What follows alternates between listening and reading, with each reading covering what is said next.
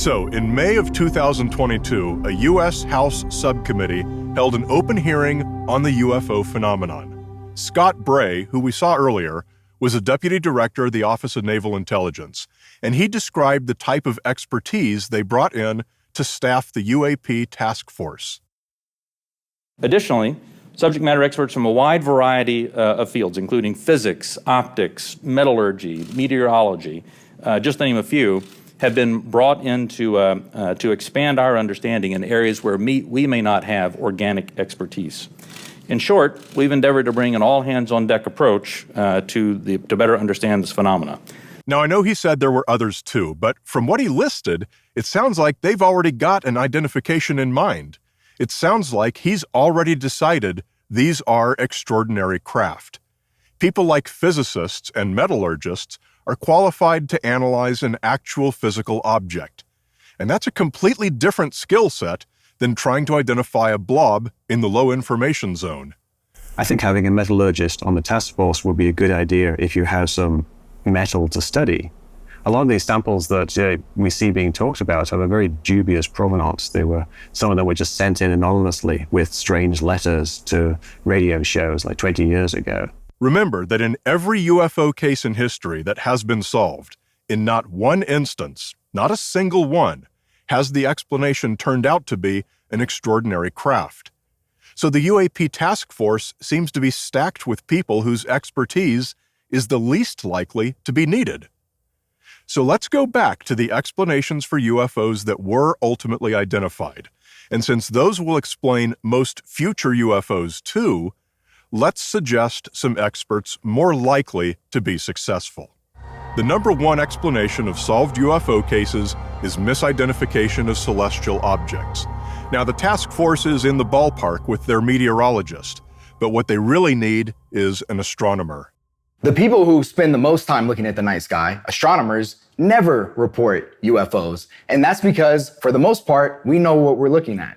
We understand that a strange light in the sky might be a comet. It might be a satellite trail. And phenomena that can go on in our cameras, different camera aberrations and lens reflections. It could be a sprite in the atmosphere. There are a number of things that astronomers will be able to rule out for the government. The number two explanation of solved UFO cases is airborne clutter. Now, whenever one of these has been proven to be the cause of a UFO, the people who found it have been UFO skeptics, the people who have spent their lives writing books and debunking UFO cases.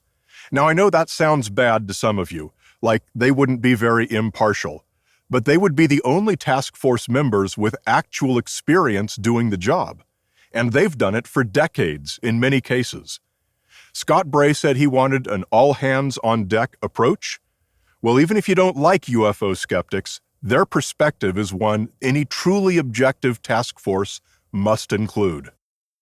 The number three explanation of solved UFO cases is misidentification of lights or objects on the ground.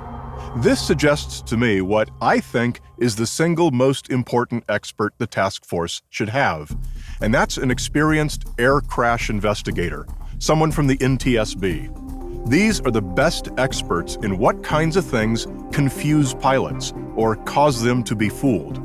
They have seen things like motion parallax and other such illusions fool experienced pilots time and time again. They know that stuff better than the pilots do.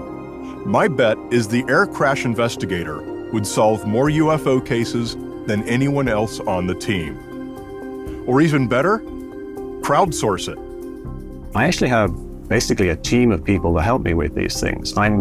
Think of myself as the curator of a large number of talented people who help me figure these things out. And I put it all together and I show it to the public. But it's very much a team effort. It's very much a crowdsourcing effort. What sort of skill sets do some of these people have? Some people are good at video analysis. Some people are good at mathematical analysis. Some people are just really good at recognizing things. If you have people who, for example, are experts in kites, then when they see something that's a kite that I wouldn't recognize, they can say, oh, that's that particular type of kite or a particular type of plane.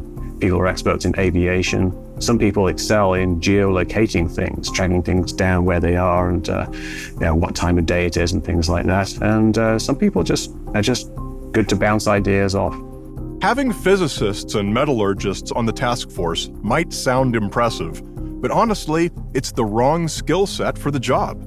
We want experts with skill sets that give them a high chance of success, not a near zero chance. But now it's time to shift gears and bring this conversation back around to where we started. We've now talked about the problems with space travel. We've talked about the deep problems we have in the kind of UFO evidence that too many people are putting too much faith in. So let's talk now about where the extraordinary evidence is almost certainly going to come from. Because this is where we get back to the good news.